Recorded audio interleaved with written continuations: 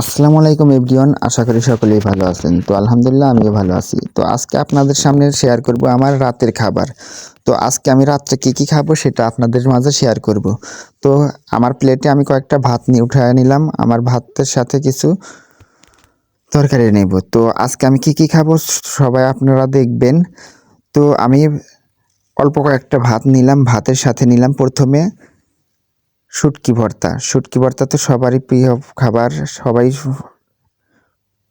শুটকি ভর্তা পছন্দ করেন। তো আমার কাছেও অনেক সুস্বাদু এবং খেতে অনেক স্বাদ লাগে, তার জন্য আমি প্রথমে শুটকি ভর্তা ভাতের সাথে মাখিয়ে তার বাদে আমি খাবো।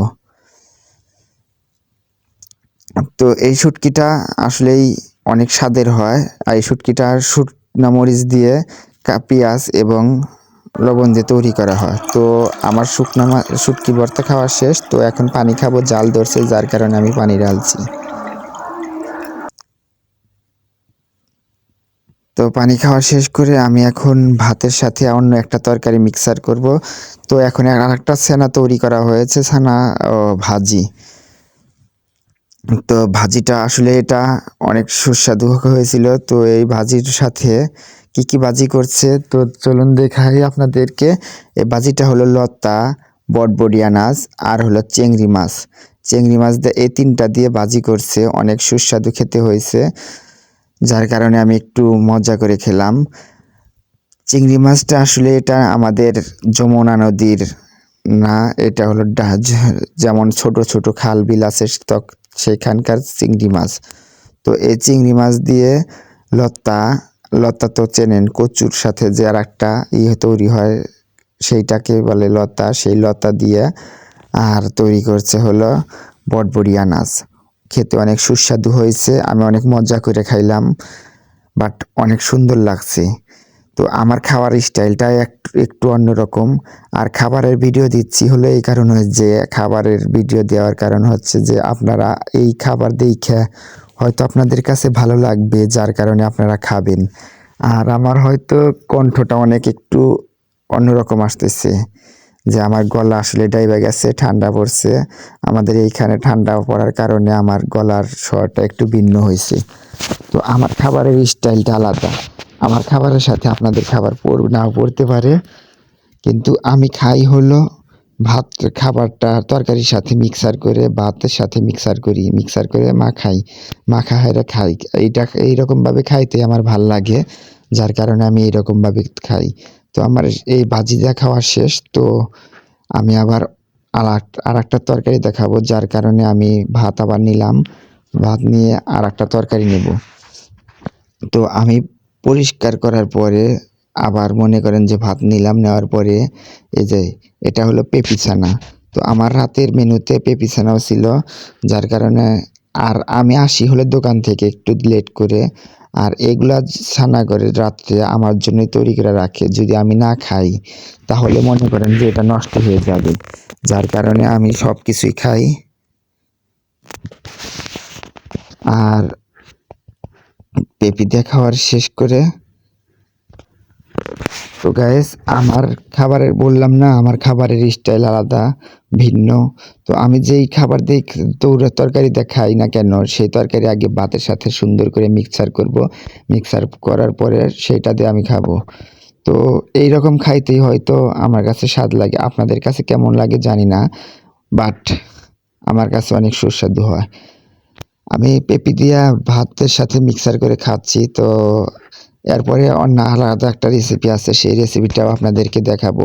বাট পেঁপির সাথে মনে করেন যে শুকনা মরিচের এবং পেঁয়াজের দিয়ে সেনা করলে অনেক সুস্বাদু হয়। তো আমার পেঁপি ভর্তা খাওয়া শেষ। তো এই দেখুন অনেক সুন্দর করে খাইছি। তো এই ভাতটা বাড়ছে, এই ভাতের সাথে অন্য একটা তরকারি নেব। তো কি তরকারি নেওয়া যায় আমি চিন্তা করতেছি। তো আমার আজকের রেসিপিতে আছে হলো চিংড়ি মাছ। চিংড়ি মাছ শুধু পেঁয়াজ দিয়া ভুনা, কি বলে এটা জানি না, বাট ভুনা বললাম, ভাজি করছে, অনেক সুস্বাদু হয়েছে। আর এটা দেখতেও মনে করেন যে মাশাআল্লাহ অনেক সুন্দর হয়েছে। এটা কিন্তু নদীর, আমাদের এখানে যমুনা নদী আছে, সেই যমুনা নদীর চিংড়ি মাছ। তো ছোট ছোট মাছ, বাট আমার কাছে মনে করেন যে ছোট ছোট চিংড়ি খেতে মজা বেশি। বড় চিংড়ির থেকে ছোট চিংড়ি একটু মজা লাগে, যার কারণে বাজার থেকে কিনে আনছিলাম। সেটা তৈরি করছে, অনেক সুস্বাদু হয়েছে, খেতেও অনেক মনে করেন যে মজা পাইতেছি। আর বললাম না যে আমি আসলে এই যে খাবার খাই হলো ভাত আগে মিক্সার করি। আমার খাবারের স্টাইল অন্যরকম একটা স্টাইল, আগে ভাতের সাথে মিক্সার করি, মনে করেন যে মাখানোর পরে মনে করেন যে খাই, তাহলে আমার কাছে মনে করেন যে অন্যরকম একটা টেস্ট হয়। আমি এইরকমভাবে ভাতের সাথে মিক্সার করার পরে খাচ্ছি।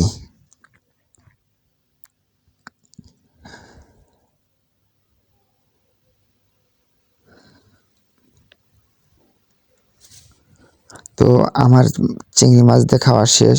তো এখন আর অল্প কয়েকটু ভাত নেব। আজকে মনে করেন যে অনেক ক্ষুধা লাগছিল, যার কারণে অনেক ভাত খাইলাম। আর আমি আসলে যে কম খাই তা না, খাই, অনেক বেশি খাই।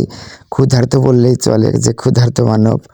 ক্ষুধার্তরা যেমনভাবে খায় তেমনিভাবেই খাই। তো তারপরে তৈরি করছিল হলো বটবড়ি, চেনেন তো বটবড়ি, আনাজ, বটবড়ি সিম দিয়া একটা ভাজি করছিল। এটার সাথে আরও কি একটা কি মিক্সার করছে জানি না, বলতে পারলাম না, বাট ওটা দেখলে বলতে পারতাম। আমার আম্মা তৈরি করছে, আমি তো রান্নার সময় ছিলাম না, যার কারণে বলতে পারলাম না ওটার সাথে কি আর একটা মিক্সার করছে। বাট বটবড়ি আনাজ শুধু যে বটবড়ি আনাজ তা না, বটবড়ির সাথে অন্য একটা মিক্সার আছে, সেটাতে ভাজি করছে। এই ভাজিটা অনেক টেস্টের। আর আমি তো মনে করেন যে সব কিছুই ভাতের সাথে মিক্সার করে এইরকমভাবে মাখায়া খাইতে পছন্দ করি, যার কারণে সব কিছুই কিন্তু আমি মিক্সার করে খাইতেছি। হয়তো জানি না যে আপনারা কেমন খান, কি শুধু সাদা ভাতের সাথে এই ভাজিটা একটু একটু দিয়ে খান, আর কিভাবে খান তাও জানি না। আমি কিন্তু মনে করেন যে এইরকমভাবে ভাতের সাথে মিক্সার করে খাইতে ভালো লাগে, যার কারণে এইরকমভাবে মিক্সার করে খাচ্ছি।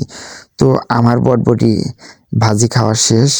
এখন আমি আরেকটা রেসিপি নিয়ে আসব, সেই রেসিপি দেখাবো। তো তার জন্য কয়েকটা অল্প কিছু ভাত নিলাম। অল্প কিছু ভাতের সাথে মনে করেন যে ভাতটা আগে সুন্দর করে সফট করতেছি। সফট করার পরে মনে করেন যে খেতে একটু ভালো লাগে, যার কারণে দলা দলা ছিল, সেই ভাতটা একটু সফট করে নিলাম। সফট করার পরে এখন একটা তরকারি নেব। তো আজকের আমাদের তরকারি হচ্ছে চিংড়ি মাছ দিয়া বেগুন আর আলু। আজকের মনে করেন যে সাধারণ একটা ছোটোখাটো রেসিপি তৈরি করছে, অন্য কিছু তৈরি করে নাই, নিরামিষ বললেও চলে। তো এইটা নিলাম কী কারণে, এটা খাওয়ার কারণ হলো ছানা ভাজি এর খাওয়ার পরে যদি তরকারি দেয় না খাওয়া হয়, মানে ঝোল তরকারি দেয় যদি না খাওয়া হয়, একটা আলাদা একটা ঢেক তৈরি হয়, যার কারণে একটা তরকারি তৈরি করতে হয়। তো গাইস, এই ছিল আজকে আমার রাতের রেসিপি। যদি ভিডিওটা আপনাদের কাছে ভালো লাগে তো অবশ্যই লাইক করবেন, আর খাবারের ভিডিও কে কে পছন্দ করেন অবশ্যই বলবেন।